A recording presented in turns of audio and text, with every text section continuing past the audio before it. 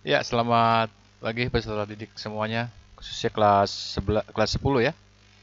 Jadi pagi ini kita akan belajar kembali untuk materinya koperasi. Sebenarnya materi ini sudah kita kita bahas, tapi belum semua ya, artinya belum ulangan kita gitu. Tapi beberapa materi sudah kita bahas. Jadi sekarang Bapak akan menekankan indikatornya ini ya, indikator yang ke 11 ya, yaitu menjelaskan konsep sisa hasil usaha SHU koperasi. Jadi di sini kita akan menghitung SHU. Yang lalu sudah sebagian kita bahas ya. Ini Bapak mengulang saja ini SHU-nya karena ini ada hitungannya. Semoga lebih jelas lagi. Dan jangan lupa nanti di ini ya, dijawab pertanyaannya. Jangan terlambat. Kalau terlambat nanti ini apa? Nilainya juga nanti nggak masuk ya, keburu di ini apa diisi ke rapot nih rapot. Oke, terima kasih sekali lagi. Selamat pagi semuanya. Peserta didik, kita akan masuk di materi koperasi. Jadi KD-nya KD 3D8 mendeskripsikan perkoperasian dalam perekonomian Indonesia. Indikatornya pertama menjelaskan sejarah perkembangan koperasi, menjelaskan pengertian koperasi, menjelaskan landasan asas koperasi, menjelaskan tujuan koperasi, menjelaskan ciri-ciri koperasi, menjelaskan prinsip-prinsip koperasi, menjelaskan fungsi dan peran koperasi, menjelaskan jenis usaha koperasi, menjelaskan perangkat organisasi koperasi, menjelaskan sumber permodalan koperasi, menjelaskan konsep sisa hasil usaha koperasi, menjelaskan proses pendirian koperasi, menjelaskan tahapan pendirian pengembangan koperasi sekolah.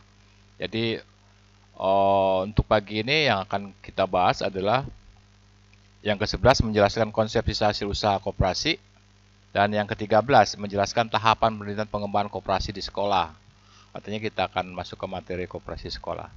Kita langsung saja ya, masuk apa itu SHU ya, kita lihat di sini sisa hasil usaha atau SHU. Pengertian SHU adalah atau disebut surplus hasil usaha ya, atau sisa hasil usaha adalah sisa hasil usaha atau defisit hasil usaha yang diperoleh dari hasil usaha pendapatan koperasi dalam satu tahun buku setelah dikurangi dan pengeluaran atas berbagai beban usaha. Jadi itu sudah dikurangin semuanya, bersihnya itulah disebut SHU. Nah, SHU ini disisihkan terlebih dahulu untuk dana cadangan dan saya digunakan seluruhnya atau sebagian untuk hal yang sebagai berikut. Jadi ini SHU ini nggak langsung ya diberikan, tapi juga di situ yang terpenting ada dana cadangannya dulu ya, dana cadangannya. Setelah itu baru dibagikan SHU tersebut kepada yang pertama kepada anggota, itu sebanding dengan transaksi usaha yang dilakukan oleh masing-masing anggota. Terus yang berikutnya ya, kepada anggota sebanding dengan simpanan modal koperasi yang dimiliki ya. Jadi simpanannya berapa ya, makin besar simpanannya semakin besar SHU yang dia akan dapatkan. Lalu SHU juga untuk pembayaran bonus kepada pengawas, pengurus dan karyawan koperasi. Tentunya pengurus, pengawas, karyawan tentunya mereka juga mendapatkan ya pendapatan dari koperasi, ada bonus yang diberikan. Dan yang keempat untuk pembayaran kewajiban kepada dana pembangunan koperasi dan kewajiban lainnya. Jadi di sini juga digunakan untuk dana pembangunan koperasi ya, untuk memajukan koperasi dan kewajiban lainnya, utang-utang lainnya, mungkin koperasi ngutang kepada bank atau kepada siapa saja ya, itu digunakan. Dan atau penggunaan lain yang ditetapkan dalam anggaran dasar. Tentunya semuanya itu harus berdasarkan anggaran dasar. Yang kedua, kita lihat di sini informasi dasar perhitungan pembagian SHU. Bagaimana informasi dasar pembagian SHU? Jadi untuk menghitung pembagian SHU diperlukan data-data sesuai dengan tetap pembagian menurut rapat anggota. Jadi pada waktu rapat anggota itu tentukan ya bagaimana perhitungan pembagian SHU ya.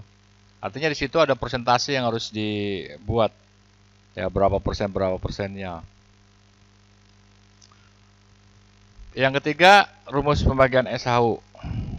Ya, kalau kita lihat di sini, SHU koperasi itu terdiri, yang pertama adalah SHU jasa modal atau SHU jasa simpanan. Jadi maksudnya SHU jasa modal ini atau jasa simpanan itu, setiap anggota yang mempunyai simpanan ya di koperasi, ya, apa itu simpanan pokok, simpanan wajib, simpanan sukarela. Nah, itu akan mendapatkan yang namanya SHU. SHU-nya itu namanya SHU jasa modal. Terus yang kedua adalah SHU jasa usaha. Ya, SHU jasa usaha ini ya, ini tergantung koperasinya. Koperasinya koperasi jenis apa.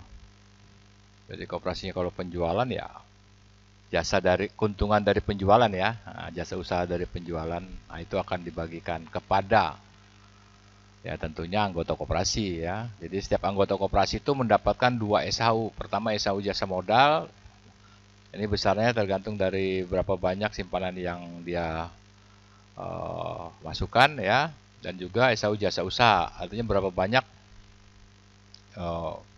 yang anggota lakukan untuk ya kalau penjualan berarti setiap anggota membeli berapa banyak pembeliannya, semakin banyak dia membeli di koperasi maka SHU jasanya, jasa usahanya akan semakin besar. Begitupun kalau koperasi tersebut koperasi simpan pinjam ya, jadi semakin banyak setiap anggota meminjam dari koperasi maka semakin besar pula SHU jasa usaha yang didapat oleh anggota tersebut. Ya, yang keempat prinsip-prinsip pembagian SHU ya, prinsip-prinsip pembagian hasil usaha. Nah, yang perlu diperhatikan di sini ya adalah yang pertama SHU itu bersumber dari anggota. Tentunya SHU bersumber dari setiap anggota ya. Ya, yang kedua SHU anggota adalah jasa dari modal dan transaksi usaha yang dilakukan anggota sendiri. Jadi modal itu jasa dari modal anggota dan juga transaksi yang dilakukan oleh anggota itu sendiri. Jadi kalau transaksi yang dilakukan oleh anggota lain ya SHU-nya masuk ke anggota lain tersebut ya. Lalu yang ketiga, pembagian SHU dilakukan secara transparan. Nah, transparan ini berarti ya terbuka lah ya. Ya tidak apa namanya ya kong kalingkong lah gitulah, enggak ya. Jadi enggak ada lah istilahnya. Orang tidak tahu, dia tahu lah sekian berarti dari sini ya kan. Begitu, tidak diam-diam atau tidak ya tidak adil lah gitu ya. Tapi di sini transparan, kelihatan semuanya dari mananya. Lalu yang keempat, SHU dibayar secara tunai. Jadi SHU itu tunai ya. Nggak ada SHU ditahan seperti laba ditahan gitu, nggak ada ya. Berikutnya yang kelima, pembagian SHU per anggota. Ini penting sekali ya. Nah, di sini yang Bapak akan tekankan ya, bagaimana cara menghitung koperasi. Jadi sekali lagi peserta didik yang lalu ya, waktu di kelas itu masih kurang paham. Nah, di sini Bapak akan memberikan contoh lagi bagaimana cara menghitung SHU per anggota. Sebagai contoh di sini koperasi penjualan maju bersama, itu nama koperasinya ya. Jadi koperasi ini bergerak di bidang penjualan. Nah, kita lihat di sini SHU setelah dipotong pajak itu 100 juta. Jadi SHU-nya itu 100 juta. Ini akan dibagi-bagikan. Nah, pembagian SHU sesuai dengan anggaran dasar dan anggaran rumah tangga yang sudah ditentukan. Yang pertama untuk cadangan itu 20%. Jadi cadangan ini, cadangan koperasi itu dari SHU diambil 20%. Lalu untuk jasa modal 30% dan jasa anggota 50%. Itu yang ditentukan dalam anggaran dasar, anggaran rumah tangga, koperasi penjualan maju bersama. Lalu di sini masih soalnya ya. Masih soalnya ya. Lalu simpanan pokok seluruh anggota itu 1 juta, simpanan wajib seluruh anggota 9 juta. Lalu total seluruh penjualan koperasi itu 50 juta. Nah, baru di sini Bapak Budi ini sebagai anggota koperasi maju bersama tersebut ya. Dia itu selama menjadi anggota koperasi simpanan pokoknya sebesar 50.000. Sedangkan simpanan wajib itu ada 950.000. Dan Bapak Budi juga dia belanja di koperasi selama setahun itu sebesar ya 5 juta. Jadi itu dicatat ya. Dalam setahun dia catat semuanya. Tentunya koperasi mencatat ini ya. Kalau apanya Pak Budi ya mungkin juga ya mencatat juga ya, ada catatannya juga di sana ya. Itu sebesar 5 juta selama setahun dia belanja di koperasi. Pertanyaannya adalah hitunglah total seluruh SHU diterima Bapak Budi. Artinya ya Bapak Budi ini akan mendapatkan SAU ada dua, SAU jas simpanan wajib ya, sini ya, jasa modal dan SAU jasa usaha atau dia belanja di koperasi. Kita coba akan menghitung. Ya, kita lihat di sini ya. Kita ini agak panjang jalannya ya. Jadi yang pertama kita akan menghitung dulu nih persentase SAU jasa modal. Tadi sudah diketahui bahwa SAU jasa modalnya dalam anggaran rumah tangga tersebut yang sudah dibuat oleh koperasi tersebut sebesar 30% ya. Kalau kita lihat, kita mundur sedikit ya. Ah, ini ya. Nih ya. Nih 30% ya jasa modal ya. Oke. Nah, ini jadi jasa modalnya 30%. Maka di sini kita rumusnya adalah ya persentase SAU jasa modal dikali dengan SAU. SAU-nya kan tadi soalnya 100 juta. Berarti 30/100 kali 100 juta. Maka persentase SAU jasa modalnya 30% itu adalah 30 juta. Inilah yang akan dibagikan kepada seluruh. Ya, perhatikan ya, kepada seluruh. Pada seluruh anggota, bukan hanya kepada Bapak Budi saja gitu. Jadi 30 juta ini akan dibagikan kepada seluruh anggota koperasi, termasuk Bapak Budi mendapat bagian di dalamnya. Yang kedua, kita akan hitung persentase SAU jasa usaha. Nah, SAU jasa usaha persentasenya yang telah tentukan oleh anggaran dasar anggaran rumah tangga itu sebesar 50%. Kita back lagi di sini kita lihat, ini ya, jasa anggota nih 50% ya. Nih ya, jasa anggota atau jasa usaha itu ya, 50%. Oke. Maka kita hitung 50% atau 50/100 kali 100 juta. 50 juta. Nah, ini 50 juta ini akan dibagikan kepada seluruh anggota koperasi yang berbelanja di koperasi tersebut, termasuk di dalamnya ada Bapak Budi. Nah, peserta didik sekalian, ya, kok ini hanya 30% dengan 50%? 20%-nya mana? Nah, kita lihat yang 20% tadi apa? Ternyata 20% itu adalah dana cadangan. Nah, dana cadangan ini ya bisa dihitung, bisa juga tidak. Artinya kita hanya menghitung SAU untuk Bapak Budi aja. Ya, jadi kalau pertanyaan hitunglah seluruh persentase SAU tersebut, ya kita hitung 20% ya, dikali total SAU ya adalah 100 juta. Jadi di sini kalau kita hitung 20% kali 100 juta ya kan, jadi 20 juta gitu ya. Tapi karena pertanyaannya hanya SAU Bapak Budi, ya kita buat 20% aja gitu ya. Jadi peserta didik sekalian boleh menghitung yang 20%-nya boleh ya. Ya. Kalau di sini Bapak hanya tampilkan 30% dengan 50% saja. Lalu sekarang ya kita masuk ke Bapak Budi. Jadi jawaban yang ini tadi ya, ini belum menjawab semuanya ya. Ini baru sebagian, yang 1 dan 2 ini. Baru kita masuk ke Bapak Budi.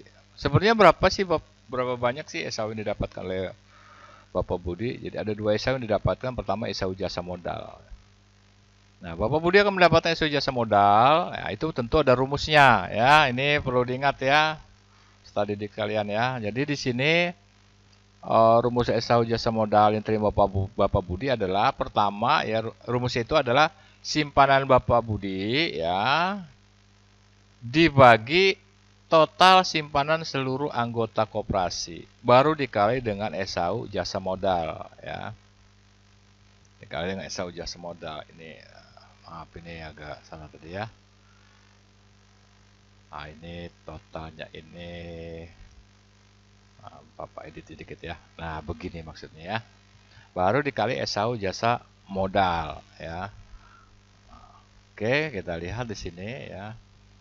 Sekarang kita lihat simpanan Bapak Budi itu berapa ya. Simpanan Bapak Budi kita mesti lihat soalnya lagi ya. Tadi berapa tuh simpanan Bapak Budi di ini apa?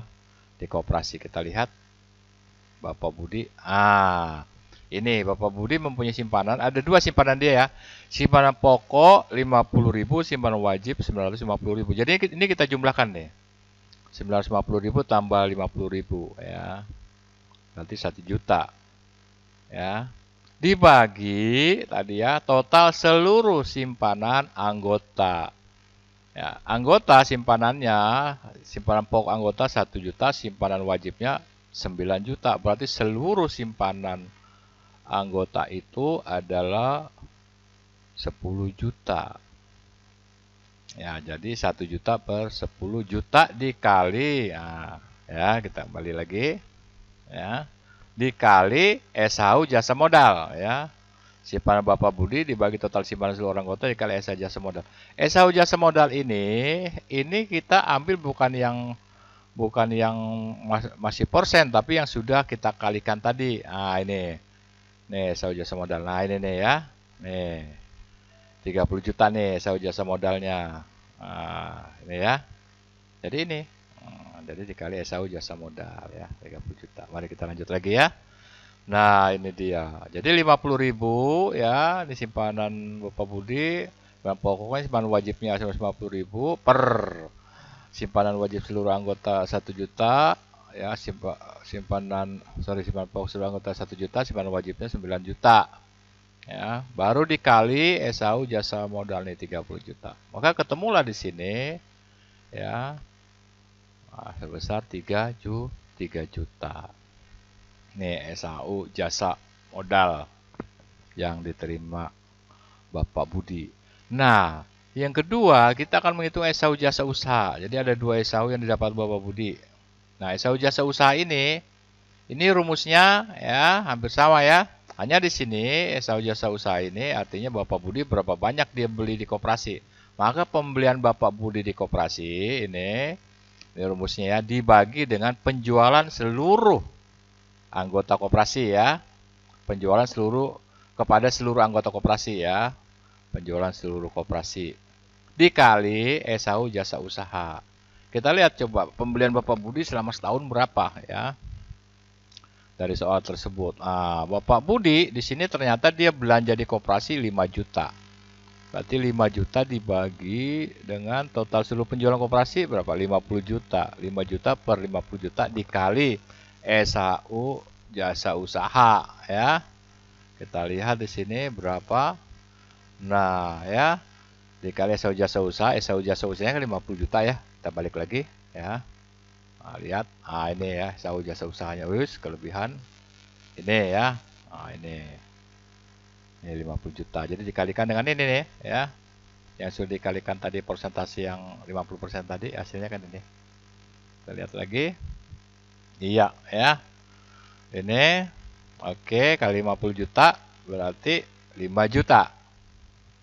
Nah, maka total SHU diterima Bapak Budi adalah SHU jasa modal ditambah SHU jasa usaha, yaitu 3 juta ditambah 5 juta, berarti total seluruh SHU diterima Bapak Budi adalah sebesar 8 juta rupiah.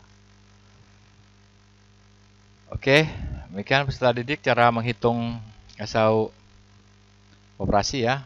Silakan dipelajari lagi ya, pelan-pelan pelajarinya ya. Nanti di akhir ini ada ya soal evaluasi yang akan diberikan. Oke, kita lanjut berikutnya. Ya, materi berikutnya akan kita pelajari mengenai koperasi sekolah. Ya, kalau koperasi umumnya sudah kita pelajari di sekolah. Ya, ini saya mengulang sedikit koperasi sekolah. Jadi pendirian koperasi sekolah yang pertama. Pada dasarnya koperasi sekolah adalah salah satu usaha untuk menumbuh kembangkan budaya koperasi pada siswa yang kelak akan menjadi penerus pembangunan bangsa dan negara. Koperasi sekolah menjadi sarana bagi siswa untuk menerapkan pengetahuan koperasi dan ekonomi di dalam kehidupan sehari-hari.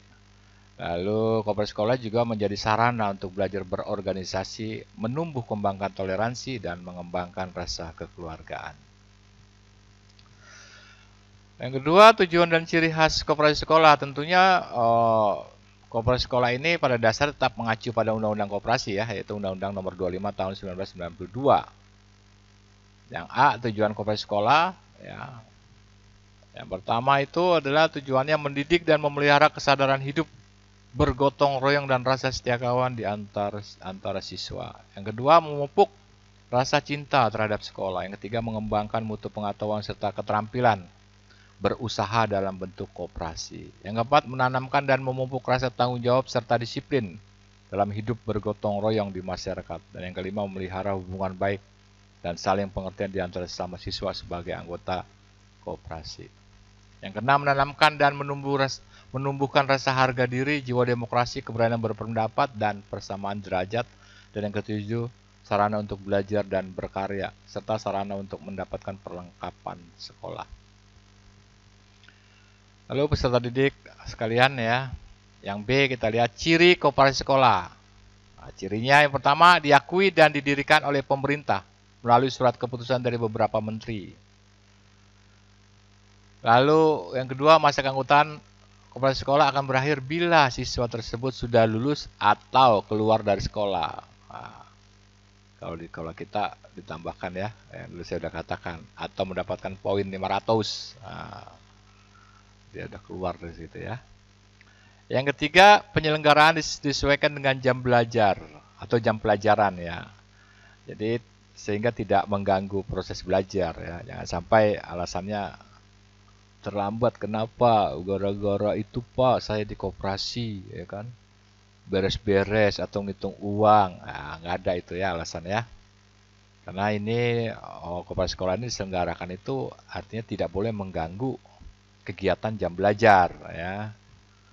Jadi tidak ada alasan ya. Lanjut. Iya. Yang keempat, merupakan sarana untuk mendidik siswa, mengembangkan dirinya sebagai makhluk intelektual dan makhluk sosial. Yang kelima, jika memungkinkan, anggota dan pengurus koperasi sekolah adalah siswa itu sendiri. Ya, tentunya di sini kalau ya siswanya artinya ya sudah pandai ya, artinya bisa bertanggung jawab ya, udah ngerti semuanya ya, kalau bisa ya siswa semua gitu ya. Tapi karena masih belajar, jadi ya ada guru di situ yang ikut ya, yang mau ikut membimbing gitu ya. Oke, peserta didik sekalian, kita akan masuk ke simulasi pendirian koperasi sekolah. Nah, jadi yang pertama ya, simulasi pendirian koperasi sekolah ini ada 3 tahap ya. Tahap yang pertama, ini siswa, guru, dan kepala sekolah membentuk panitia pembentukan koperasi sekolah.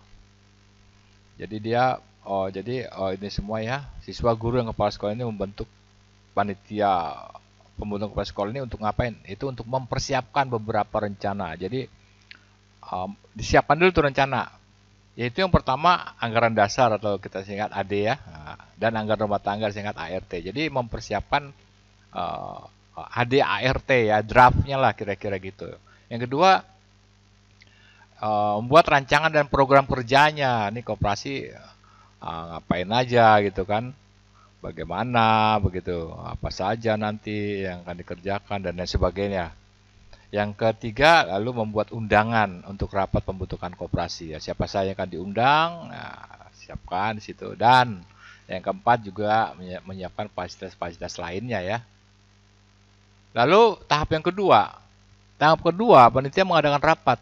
Nah ya, rapat tentu saja dengan mengundang ya, di tahap pertama tadi ya, ada beberapa perwakilan dari sekolah sebagai calon anggota koperasi. Jadi nggak semua juga ya, semua ikut rapat ya.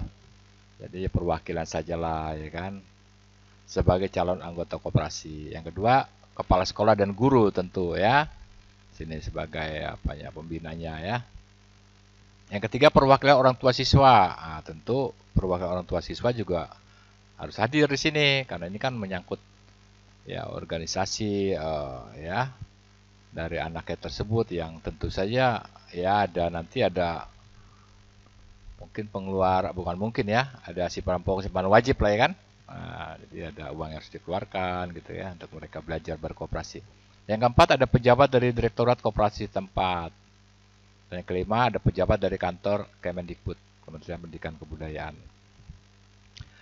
Lalu hal-hal yang akan dibicarakan dalam rapat apa saja? Yang pertama adalah menjelaskan atau penjelasan dari anggaran dasar anggaran rumah tangga yang telah disiapkan panitia. Jadi ADART itu di sini yang tadi berupa draft, di sini akan dibahas ya. Akan dibahas, dimatangkan. Nah, ya. Dan disetujui gitu ya. Buat disetujui. Lalu pembuatan akta pendirian koperasi sekolah. Lalu pembuatan susunan pengurus dan pengawas. Nah, ini penting, siapa saja pengurusnya. Ya, tentunya. Lalu pengawasnya apa saja. Nah, ini dibuat di sini ya, susunannya. Lalu menentukan bidang usaha dan permodalan. Nah, usahanya usaha apa nih? Kalau koperasi sekolah ya. Ya, koperasi sekolah ya, kalau di sekolah kita ya cocok lah ya. Karena sekolah kita berasrama tentunya di sini ya kebutuhan-kebutuhan untuk sekolah ya, alat tulis kantor ya kan, dan juga kebutuhan untuk asrama ya. Sehari-hari kalian kan tidak bisa keluar. Maksudnya keluar dari pagar sekolah tanpa izin. Ya bisa sih dengan izin, tapi izin kan nggak mudah ya. Daripada ribet-ribet, beli saja di koperasi. Nah, jadi kalau di sekolah kita nih koperasinya kalau ada nih, kalau jalan nih, oh luar biasa nih ya. Pasti maju ini ya. Karena ada asrama yang pasti membutuhkan itu semua. Dan juga sekolah. Oke, setelah didik berikutnya, tahap yang ketiga dalam pendirian koperasi ya. Ini adalah pengajuan ya, surat permohonan pengakuan atau badan hukum pendirian koperasi sekolah oleh pengurus. Nah, ini ditujukan kepada dinas koperasi tingkat kabupaten atau kota madya dengan melampirkan yang pertama anggaran dasar anggaran rumah tangga yang sudah dibahas tadi ya, yang sudah disetujui tadi. Yang kedua tentu saja ada berita acara rapat pembentukan koperasi sekolah. Ya, jadi setiap rapat itu harus ada berita acaranya ya. Yang ketiga, neraca awal yang berisikan jumlah modal dan kekayaan awal pendirian koperasi sekolah. Jadi perlu sekali neraca awal nih ya. Jadi modalnya ya, modalnya berapa? Jumlah modal tentunya modal koperasi kan kita sudah pelajari ya. Dari mana saja sumbernya, ya ada simpanan pokok, simpanan wajib, ada hibah ya kan. Pinjaman dan lain sebagainya. Dan kekayaan awal pendirian koperasi sekolah itu ditampilkan di neraca tersebut. Ya tentunya ini bicara soal neraca nih ya, siswa dan siswi IPS ya, yang IIS ya, yang tentunya sudah belajar akuntansi ya. Ini penting sekali.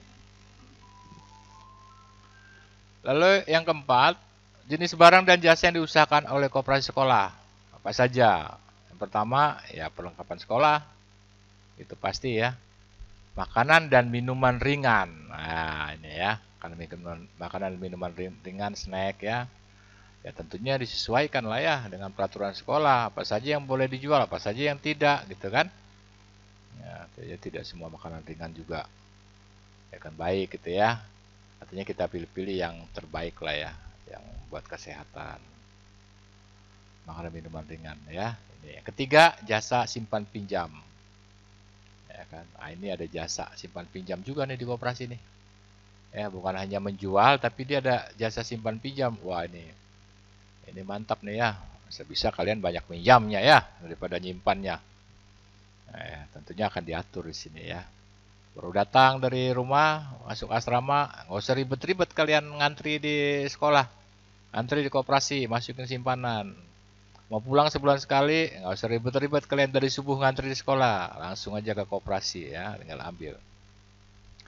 Yang kelima, itu pengelolaan koperasi sekolah. Nah, yang A-nya perangkat organisasi di koperasi sekolah ya. Jadi ya perangkat organisasi koperasi sekolah itu ya, pertama di sini ada rapat anggota. Nah, rapat anggota ini merupakan pemegang kekuasaan tertinggi ya. Sekali lagi ya. Ya, ini sudah sering kali ya, Bapak ingatkan kepada kalian bahwa yang namanya rapat anggota ini merupakan pemegang kekuasaan tertinggi dalam koperasi ya. Begitupun di koperasi sekolah. Ini rapat anggota diadakan minimal sekali dalam setahun. Minimal ya, bukan maksimal, minimal sekali setahun. Yang kedua, pengurus koperasi. Jadi dalam perangkat organisasi koperasi sekolah itu selain ada rapat anggota harus ada pengurus. Nah, pengurus ini dipilih dan diangkat oleh rapat anggota. Nah, jadi siapa saja yang duduk di pengurusan tersebut itu dipilih dan diangkat oleh rapat anggota. Maka tadi dikatakan rapat anggota itu adalah pemegang kekuasaan tertinggi. Kalau di perusahaan, seperti kita ketahui bahwa pemegang kekuasaan tertinggi itu ada di RUPS, Rapat Umum Pemegang Saham. Kalau di sini namanya rapat anggota. Ya, cuman beda dengan perusahaan. Ya, kalau rapat umum pemegang saham, siapa banyak pemegang saham atau siapa pemegang saham terbanyak, maka suaranya banyak. Tapi kalau di koperasi, walaupun dia simpanannya banyak, belanjanya banyak, segalanya banyak, tetap suaranya satu, ya. Gitu bedanya. Nah, di dalam pengurus koperasi sekolah ini sebaiknya kelas 12 tidak dilibatkan lagi dalam kepengurusan. Kenapa? Karena mereka sudah konsentrasi untuk ujian kelulusan, ya, ujian nasional, ya. Jadi sebaiknya kelas 10 dan kelas 11 saja. Kelas 12 ya jadi anggota saja lah, ya. Maaf ya. Lalu yang ketiga, pengawas koperasi sekolah dipilih dan diangkat dalam rapat anggota. Ya, jadi pengawas ini biasanya adalah guru. Lalu pengelolaan koperasi sekolah. Dalam pelaksanaan dan pengelolaan koperasi sekolah, kepala sekolah dan guru-guru harus terlibat. Kenapa? Dengan alasan pertama, ya. Jadi guru dan kepala sekolah harus terlibat. Yang pertama, koperasi itu berdiri di lingkungan sekolah. Maju mundurnya koperasi itu banyak dipengaruhi oleh arahan kepala sekolah atau guru-guru. Yang kedua, alasannya tugas utama siswa itu belajar, sehingga tidak dapat sepenuhnya mengemban tugas di dalam pengelolaan koperasi. Makanya guru dan kepala sekolah itu ikut, ya, dilibatkan di situ. Yang ketiga, siswa masih belum berpengalaman, sehingga perlu bimbingan, arahan, dan didikan mengenai bagaimana menjalankan usaha koperasi. Ya, sekian ya, selesai ya. Setelah didik semuanya, ini tentunya kalian bisa lihat ya sumbernya dari buku ekonomi SMA kelas 10 kurikulum 2013 oleh Alam S, ya, ini ya pengarangnya, dan penerbit Erlangga Jakarta 2016. Itu buku yang biasa kita gunakan, ya. Memang buku K13 kita ini yang kita gunakan, ya. Jadi setelah didik semuanya kelas 10 bisa melihat kembali ya bukunya kalau kalian bawa buku, ya. Nah, dilihat ya. Sebaiknya sih kalian punya buku gitu, ya. Artinya di rumah juga buka buku, jadi tahu ya. Kalau yang Bapak jelaskan di sini kan hanya sepintas saja, ya. Ya, demikian peserta didik semuanya materi tersebut. Ya, kita masuk ke evaluasi, ya. Ya, di sini kalian harus menjawab, ya. Ini ada beberapa pertanyaan yang harus kalian kerjakan. Ya, di sini yang pertama tadi ada ini ya. Soalnya ini adalah mengenai koperasi. Soalnya di sini koperasi berkat bersama. SAU setelah dipotong pajak adalah 200 juta. Pembagian SAU sesuai anggaran rumah tangga, cadangan 50%, jasa modal 10%, jasa anggota 40%. Simpan pokok seluruh anggota 2 juta, simpan wajib seluruh anggota 18 juta, total seluruh penjualan koperasi 100 juta. Bapak Budi anggota koperasi maju bersama mempunyai simpanan pokok 100.000, simpanan wajib 900.000. Dan belanja di koperasi selama setahun 2 juta rupiah. Hitunglah total seluruh SAU yang terima Bapak Budi. Itu soal pertama, ya. Tentunya hampir sama dengan tadi, ya. Nah, jadi kalian ikuti step by stepnya, ya. Jangan lihat kawan, ya, kerjakan sendiri, ya. Jangan kamu WA kawan sana sini, ya, belajar, ya, mandiri, ya. Yang kedua, ini hanya 2 soal Bapak kasih, jangan terlalu banyak lah, ya. Yang kedua, buatlah simulasi 3 tahapan. Ya, seperti tadi, ya, kita ada 3 tahapan. Jadi kalian buatlah simulasi 3 tahapan pendirian koperasi, ya, SMA Kristen Makedonia melibatkan siswa dan guru, lengkap dengan nama-nama pengurus. Ya, tentunya kalian buat saja nama pengurusnya si ini, ketua si ini, ya, gitu, kawan kalian semua, ya. Tentunya siswa-siswa semuanya. Dan pengawas, ya. Pengawas dari guru lah, siapa yang yang kalian anggap mampu gitu ya. Dan tugasnya masing-masing ngapain saja. Nah, itu, ya. Nah, ini dibuat, ya, kerjakan, ya. Nah, jadi kalian membuat simulasinya tertulis, ya. Apa yang harus kita lakukan agar, ya, koperasi SMA Kristen Makedonia bangkit lagi, ya kan? Nah, sehingga ya apa yang kita impikan, idamankan, nah, ada gitu, ya. Jadi nggak perlu repot-repot lagi kita. Ya, saya rasa itu, ya, peserta didik semuanya. Jadi kemana jawaban ini, ya? Kalian kirim tentunya via email, ya. Ini, ya. Email Bapak, pakim73@gmail.com. Ditunggu paling lambat tanggal 11 Mei. 11 Mei, ya. Nanti dulu Bapak tanya dulu. 11 Mei masih bisa, Bu? Ya, 11 Mei lah ya. Ini jangan terlambat nih ya. Kalau terlambat, waduh. Teman kalian udah pada naik kelas, kalian belum naik kelas nih ya. Artinya nilainya nggak masuk. Bisa-bisa. Ya, jangan terlambat ya. Sebelum ya nih ya. Atau paling lambat tanggal 11 Mei. Ya tentunya ada pepatah mengatakan ikan gabus, ikan sepat, ikan seluang ya. Makin bagus, makin cepat. Cepat pulang ya. Kalau kita di kelas. Oke, selamat belajar di rumah saja. Terima kasih. Sekian dari saya, Pak Im. Selamat pagi semuanya. Tuhan memberkati kalian semuanya. Amin.